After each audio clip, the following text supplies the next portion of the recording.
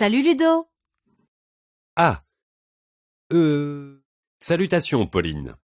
Je sors de mon labo secret et je suis à toi tout de suite.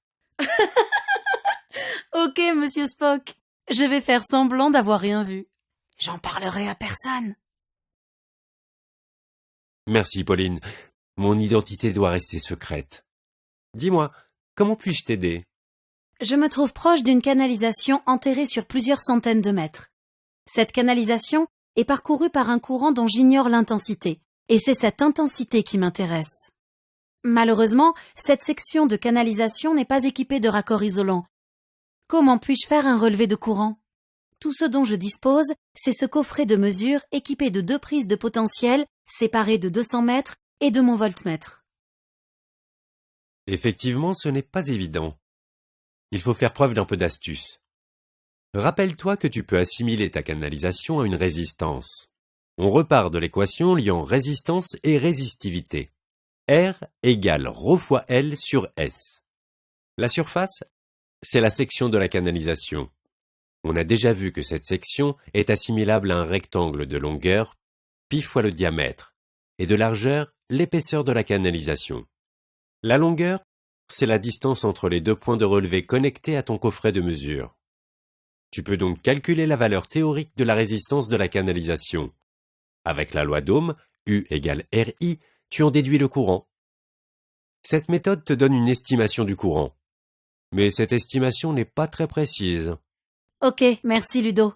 C'est déjà pas mal pour une première estimation. J'ai entendu parler d'une méthode plus précise, faisant intervenir 4 points de relevé.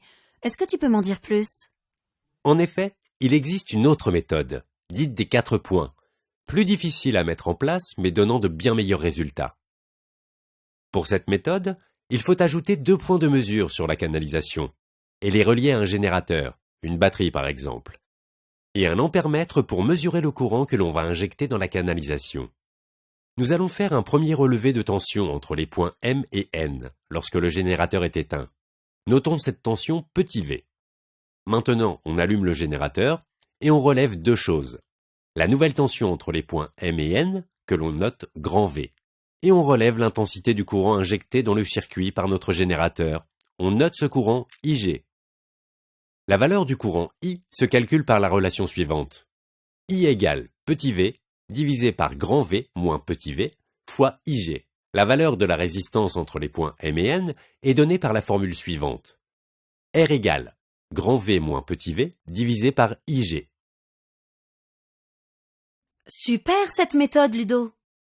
Et puisque l'on n'a pas fait d'approximation pour la résistance de la canalisation, on a une estimation très précise de l'intensité du courant.